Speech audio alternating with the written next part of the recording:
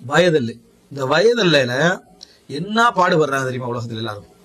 ஒரு கிட்டத்தட்ட நீங்க அதாவது வயதில்லை அப்படி என்று சொல்லி சும்மா ஒரு கூகுள்ல போய் உங்களை சர்ச் பண்ணி விக்கிபீடியால ஒரு ரிப்போர்ட் எடுத்தீங்கன்னா ஒரு நாட்டுல 12, ஒரு நாட்டுல 14, இன்னொரு நாட்டுல 16, இன்னொரு நாட்டுல 18, இன்னொரு நாட்டுல 29 விளங்கிட்டா? இப்படி நாடுகளா டிஃபரெண்ட். ஒரே நாட்டுல புளோரிடால உண்டு, அங்க உண்டு, இங்க உண்டு, பல மாநிலத்துல கலிபோர்னியால உண்டு. இப்படி சரியா? கலிபோர்னியால பிரச்சனையே இல்லை, அவன் மத்த சைடு போயிட்டு இருக்கான். சரியா? அதிகமானவங்க எல்லாரும் அதிகமான சைடு போயிட்டு இருக்கிறதால அவங்க வந்து வயசல்ல நோ ப்ராப்ளம் இல்லை அவன் செய்யறான் இருந்துட்டு. இப்படி வயதல்ல ஒவ்வொரு நாட்டுக்கு ஒவ்வொன்றா வித்தியாசப்படும். சில நாடுகள்ல வயதல்லை முஸ்லீம் அல்லாதவர்களுக்கு உண்டு, முஸ்லீம்களுக்கு உண்டு. வயதல்ல எங்க இந்த 18 வயசை எங்க இருந்து செலக்ட் பண்றாரு? ஒரு புத்திக்கு ஏதாவது சம்பந்தம் என்னதுக்கு 18 வயசு? இப்ப நீ உளவியல் சொல்றாய் தானே, அந்த உளவியல் இருந்து காட்டுவா 19 இன்னொரு டீனேஜ்ல இந்த 19 18க்கு பிறகு அது என்ன? அப்ப இது இவனா என்ன செய்யறான்? இவனா செலக்ட் பண்ணிக்கிறானே தவிர இவனுக்கு எந்த விதமான பகுத்தறிவு ரீதியாகவோ பௌதீக ரீதியாகவோ உள ரீதியாகவோ எந்த ஒரு காரணம் என்ன சொல்ல முடியாது. உண்மையிலேயே ஒரு வயதல்லை அப்படின்னு வைக்க முடியுமான்னு கேட்டா வயதல்ல வைக்க முடியாது. ஒப்பந்தம் பண்றது வேற, ஒப்பந்தம் பண்றது வேற. 2 பேரும் சேர்ந்து வாழ்வதற்கான வயதெல்லாம் வைக்க முடியாது. 10 வயசுல பூரணமானவன்லாம் இருக்கிறான், 16 வயசுல விளக்கம் இல்லாத குரூப் என்ன செய்யுது இருந்துட்டு இருக்குது. 14 ஒரு பெண்ணை பொறுத்த வரைக்கும் சிறிய வயதிலேயே புத்தி வந்து அவசரமா என்ன செய்யும் டெவலப் ஆகும். எதனால நான் இது பிசிக்கலா சொல்லல, அவனோட செயல்பாடு ரீதியா நீங்க எடுத்துக்கிட்டீங்கன்னா சின்ன வயசுல புள்ள என்ன செய்யும்னா பொறுப்பான விளையாட்டுகளை தான் விளையாடும். பெரும்பாலும் பொம்பளை புள்ளைய எடுக்கிறது, பால் ஊட்டுறது, அது தாளாட்டுறது, அதுக்கு சாப்பாடு சமைச்சு கொடுக்குறது. இவன் என்ன விளையாட்டிப்பான டயர் தள்ளி கட்டிக்கிறது, விளையாட்டா அந்த ஆத்துல ஓடிக்கிட்டு மேல பாஞ்சிட்டு இந்த விளையாட்டு தான் விளையாடிக்கிட்டு இருப்பான். சின்ன பிள்ளைகள் அந்த ட்ரெஸ் பண்ணி அது பண்ணி இந்த வீட்டு விளையாட்டு சமைக்கிறது, போற கடை போயிட்டு அது போயிட்டு சின்ன பொம்பளை பிள்ளைகள்கிட்ட இதை நீங்க பாத்தீங்கன்னா ஒரு 9-10 வயசுல எல்லாம் வீட்டை கூட்டிக்கணும், மத்த வேலைகள்லாம் செஞ்சு பொறுப்பாகிற மாதிரி. இவனுக்கு 10 வயசுலயே இவன் என்ன செஞ்சிருப்பான்னா, ஒரு பொம்பளை பிள்ளை வந்து எங்கேயாவது நீங்க பாருங்க அதிகமா கேம் விளையாடுற பொம்பளை விளையாடுவாங்க இல்ல, அது கேமே கொண்டு வச்சாலும் அந்த மைண்ட் செட் அந்த பிள்ளைக்கு என்ன செட் ஆயிரு. அதுல என்ன செய்யணும், எங்கேயாவது சட்டி முட்டிகளை கண்டா அதை எடுத்து கொண்டு வச்சுக்கிறது, மத்த மாதிரியான வேலைகளை செஞ்சுக்கிறது. இந்த மாதிரி ஒரு ஸ்டோரி புக் எடுத்துக்கொண்டாலும் சரி, அவன் ஸ்டோரியில அங்க குடும்ப ரீதியாக போற அந்த மாதிரியான ஒரு செட்டப்புக்கு அந்த புள்ளியுடைய மைண்ட் செட் தயாராகுது. தன்னை தந்தையை கவனிக்கிறதுல செருப்பு கொண்டு வைக்கிறதுல எந்தையாவது ஒரு ஆண் புள்ள ஓடி வந்து வாப்பட செருப்பு கொண்டு வைக்குமா? வைக்காது. எடுத்துட்டு அதை போட்டு பேத்திப்பான தவிர விளங்கிட்டா கொண்டு வைக்க மாட்டேன். பொம்பளை புள்ள சின்ன வயசுல இருந்து கொஞ்சம் தயாராகும். சின்ன வயசுல இருந்து ஒரு இறக்க நான் சொல்லவால செய்யாதுன்னு சொல்லி இது ஒரு ஜென்ரலான இதை சொல்றேன், ஒரு மனிதன் அவதானிக்கிற விஷயத்தை சொல்றேன். இது ஆய்வு முடிவல்ல, ஒரு பிராக்டிக்கலா வந்து 1-2 புள்ளைகள் வைக்கலாம், விதிவிலக்க ஒரு நாள் வைக்கலாம். இந்த புள்ள என்ன செய்யணும், ஓடி கொண்டு வந்து வைக்கிறதுல, உடுப்பு கொண்டு வந்து கொடுக்கறதுல, அது செய்யறதுல, இது செய்யறதுல, வரவேற்கிறதுல விஷயம் அந்த பொம்பளை பிள்ளை அப்ப தயாராக அந்த பிள்ளையுடைய சிந்தனையில வளர்ப்பு அந்த சிந்தனையில அப்ப அக்கதனிக்கா உண்டு பண்ணி வைக்கிறது, ஒப்பந்தம் கொண்டு பண்ணி வைக்கிறது எந்த வகையில இது ஒரு முரணாகிறது இல்லை. சேர்றது அவங்க 2 பேரும் கணவன் மனைவியாக சேர விடுதல் ஏன் இதுல பிரச்சனை ஆகுதுன்னா, பௌதிக ரீதியாக உடல் தகுதியா என்றது ஒரு பிரச்சனை தான். இவங்களுக்கு ஏன் பிரச்சனை ஆனா இவன் லைஃப் ஸ்டைல் அப்படி ஆகிட்டு தானே. ஸ்கூல் போற ஒரு பகுதி ஒன்று இருக்கு. ஸ்கூல் போற பகுதி என்ன, இப்ப படிக்கணும், இப்பதான் படிச்சுட்டு 8ஆம் ஆண்டு படிச்சுட்டு 9ஆம் ஆண்டு படிச்சுட்டு அப்படின்னு சொல்லி இப்ப திருமணம் முடிச்சுட்டு ஸ்கூல்ல சுத்தினா என்ன நடந்துரும், காதலிச்சுட்டு சுத்தலாம், அது பிரச்சனை ஒன்றும் இல்லை. ஏன்னா அந்த வயசுக்கு காதல் வரத்தான் செய்யும், அது வரத்தான் செய்யும், அது ஒரு பிரச்சனையே இல்லைன்ற லெவலுக்கு ஆளாக்கிட்டான். கல்யாணம் முடிச்சு சுத்தினா அவமானமா பாக்குறான்.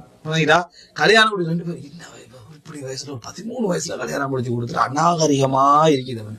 காதல் எல்லாருக்கும் அந்த வயசுல வாரது தானே அப்படின்ட்டு இது ஒரு டிபார்ட்மெண்ட் அது ஒரு டிபார்ட்மெண்டா வச்சுக்கிறான். சரியா? இது 2 ஒரே டிபார்ட்மெண்ட்ல உள்ளது, ஆனா இந்த டிபார்ட்மெண்ட் அந்த டிபார்ட்மெண்ட் பிரிச்சு வச்சுக்கிறான். அப்படி ஒரு நிலைமைக்கு ஆளாக்கிட்டான். நம்ம சமூக கலாச்சாரத்துல கல்வி முறை அப்படி இப்படின்னு போறதுனால இவன் திருமணம் முடிச்சுட்டா பின்தங்கி என்ற பெயரை என்ன செஞ்சிடறான், அதை கொடுத்துடுறான். இந்த அடிப்படையில தான் இதை யோசிக்கிறாங்க. இப்ப அடுத்தது உடல் ரீதியாக எடுத்துக்கொண்டீங்கன்னு சொன்னால் இஸ்லாம் நிபந்தனையே வைக்குது. 2 பேர் வந்து உறவுல சேர்ந்து அவங்க வாழணுமாக இருந்தால் அவர்கள் உடல் ரீதியாக தகுதியானவர்களாக இருக்க வேண்டும். அவருக்கு இவளும் இவளுக்கு அவரும். சிலருக்கு சிலர் தகுதியா இருப்பாங்க, சிலருக்கு சிலர் தகுதியில. உடல் ரீதியான தகுதி 10 வயசுல வரலாம், பருவ வயசு அடைஞ்சு வராம இருக்கலாம். அதை யார் முடிவு எடுக்கிறது? வாப்பா முடிவு எடுக்கட்டும். வாப்பா வந்து பொருளாதாரத்தை கொடுத்துட்டாரு அப்படின்னு சொன்னா பொருளாதாரத்துக்காக அந்த மாதிரி கொடுக்கிற தந்தையாயிருந்தா அதை வந்து குடும்பம் சாட்சி சொல்லும். குடும்பம் சாட்சி சொன்னா அந்த கல்யாணம் கவர்மெண்ட் என்ன செய்யும், கேன்சல் பண்ணும். நீ மட்டும் என்ன பெரிய பொறுப்பாளர் பிள்ளை இல்லையே, சரியா? அது கேன்சல் பண்ணும் கவர்மெண்ட். அதாவது சொல்ற ருஷ்து வழியா இருக்கவே ருஷ்து இருக்கணும், நேர்மை இருக்கணும், அந்த நல்ல முறையில செய்வராய்க்கணும். அதுல பாசிக்கா இருந்தா அதை இஸ்லாம் கேன்சல் பண்ணும். ஆனா அசல் அப்படி இல்லை, ஒரு தந்தை இறக்கமா தானே இருப்பாரு. அதுல 2 பேர் விதிவிலக்கா என்ன செய்யலாம், வரலாம். 98 விதமா என்ன செய்வாங்க, பாதுகாப்பா தான் இருப்பாங்க. அந்த மாதிரி நிரூபிக்கப்பட்ட சாட்சிகளோட நிரூபிக்கப்பட்ட அது என்ன செய்யப்படும், எத்தி வைக்கப்படும். மற்றபடி இந்த மாதிரியான திருமணம் தந்தை மட்டும்தான் செய்யணும். தந்தை எந்த மாதிரி 2 பேரும் உடல் தகுதியோட முழு குடும்பமும் செய்து தனியா ஒரு தந்தை முடிவெடுக்கிறேன் எப்பயும் நடக்க போறது இல்லை. ஒரு குடும்பத்துல ஆலோசனை அடிப்படையில் அந்த தேவையின் அடிப்படையில் அதை என்ன செய்யும், அவங்க முடிவெடுப்பாங்க. சேர்ந்து வாழட்டும். சேர்ந்து வாழ்ந்துட்டு இஸ்லாமிய கலாச்சாரமா இருந்தா படிக்கலாம், பாடசாலை போகலாம், அவங்க என்ன செய்யலாம், அதாவது யூனிவர்சிட்டிக்கு போகலாம். குழந்தை சுமத்தல்ன்றது அவங்களுக்கு என்ன கஷ்டமாக இருந்தால் ஒரு 5 வருஷத்துக்கு கூட என்ன செய்யலாம், குழந்தை சுமக்கிற பிளேன் அவங்க பண்ணிக்கலாம். எதுவுமே அவங்க என்ன செய்யலாம், செஞ்சுக்கலாம். அது அவங்க பிளேன் பண்ணக்கூடிய விஷயம். இதுல என்ன பிரச்சனை இருக்குது அப்படின்னு என்ன செய்யல தெரியல. 2 பேரை விரும்ப விடுறீங்க, விபச்சாரம் செய்ய விடுறீங்க, விரும்பி செஞ்சா அது பிரச்சனை இல்லைன்றீங்க, லிவிங் டுகெதர்ன்றீங்க, சேர்ந்து படிக்கலான்றீங்க, அங்க இங்க போலான்றீங்க, யூனிவர்சிட்டிக்குள்ள போனான்றீங்க, பாதுகாப்பாக எல்லாம் ஓகேன்றீங்க. திருமண பிரச்சனை, திருமணத்திலே நீ சொல்ற எல்லாத்தையும் தவிர்த்து கொள்ளலாமே. திருமணத்திலே உறவுகளை தவிர்த்து கொள்ளலாம், திருமணத்திலே குழந்தை சுமக்கிறத என்ன செய்யலாம், தவிர்த்து கொள்ளலாம். திருமணத்திலே எல்லாத்தையும் தவிர அவங்க 2 பேரும் முடிவெடுக்கட்டும். இஸ்லாம் அந்த குடும்பத்துக்கு கொடுத்துருக்கு, என்ன பாதிப்பு இதுல, அந்த தந்தை முடிவெடுக்கணும், அந்த குடும்ப முடிவெடுக்கட்டும். இஸ்லாம் சொல்லி வச்சுக்கு 18 வயசுன்றது ஒரு புத்தி இல்லாத இது ஒரு சப்ஜெக்ட் என்றதை புரிஞ்சுக்கணும். அடுத்தது இந்த மாடர்ன் நாகரிகத்தின பேர்ல இன்னும் நிறைய அம்சங்கள் என்ன செஞ்சிருக்குது. அதாவது குழந்தைகள் வந்து இன்னும் சொல்லப்போனா அந்த காலத்தை விட இந்த காலத்துல மிக வேகமாகிறது நம்ம என்ன செய்ய பார்க்கிறோம், குழந்தைகள் மிக வேகமாகிறது நம்ம பார்க்கிறோம். இந்த இடத்துல இது வந்து இப்ப நான் சொன்னது 4-5 கட்டங்களா உங்களுக்கு இந்த வயதல்லை என்றது எவ்வளவு கிளியரானது இஸ்லாத்துல. அப்படி தேவையில்லாம இஸ்லாம் என்ன செய்யாதுன்னா தன்னை வந்து ஒரு என்ன பொருத்தமற்ற மார்க்கம்னு சொல்லிக்கிறாரு. வயதில் வச்ச அத்தனை பேருக்கும் என்ன சிந்தனை கோளாறுன்னு அர்த்தம். யாராவது 18 அப்படின்னு வச்சாண்டா எப்படி இருக்கிறது. அப்போ யோசிச்சு பாருங்க, 13 வயசுல வண்டியை ஒழுங்கா ஓட்டுற வைக்கிறான், 22 வயசுல வண்டி டிரைவிங் லைசன்ஸ் எடுத்து கொண்டு போய் விட்டு நினைக்கிறான், ரைட்டா? அப்போ இவன் வந்து 18 வயசுல தான் நீ லைசன்ஸ் எடுக்கலாம் அப்படின்னா அவன் வீட்டிலேயே வண்டி இருந்ததுனால ஒருத்தர் நல்லா 13 வயசுல ஓட்டுவான்.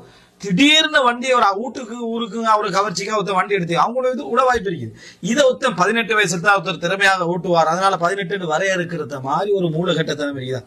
யோசிச்சு பாருங்க, 17 வயதும் 11 மாதமும் 28வது நாள் இருக்கிறவன் வந்து எடல்ட் ஒன்றி பார்க்கலாது. 2 நாள் முடிஞ்சோடனே பார்க்கலாம், 2 நாள் முடிஞ்சோடனே பார்க்கலாம். இது மாதிரி ஒரு நீங்க இதெல்லாம் ஒரு பகுத்தறிவு கட்டம் பண்ணி சொல்லி வச்சுக்கிறான்டா. இஸ்லாத்துல இந்த மாதிரி நீங்க எதையாவது கொண்டு வந்து வெய்ய பாப்போம். பெரிய பெரிய பகுத்தறிவாளர் என்ன நம்பிட்டாங்கன்னா இவ்வளவு பெரிய பகுத்தறிவாளர்கள் நல்ல திறமையா பேசுவாங்க, அதிகமா லூசுத்தனமா தான் பேசுவாங்க. அதுல எந்த விதமான சந்தேகமும் இல்லை. இது ஒரு முஸ்லிமுக்கு குர்ஆனையும் சுன்னாவையும் சலஃபுகளுடைய வாழ்க்கையை படிச்ச ஒரு முஸ்லிம் கான்பிடன்ஸா இருக்க வேண்டிய ஒரு விஷயம் உண்டு. ஆனா ஈமானிய பலகீனங்களாலும் கலாச்சார தாக்கங்களாலும் குரங்கியல் வழிமுறைகளாலும் இவன் நிலைமை என்ன செய்யுது, இப்படி படுமோசமா பேத்துட்டு கொஞ்சம் கொஞ்சமா அறிபட்டு பேத்திருக்கிற ஹசீமத்து நஃப்சியா உளத்தோல்வி, அதுல போய்கிட்டு இருக்கக்கூடிய நிலைமை நம்ம என்ன செய்யறோம் பார்க்கிறோம்.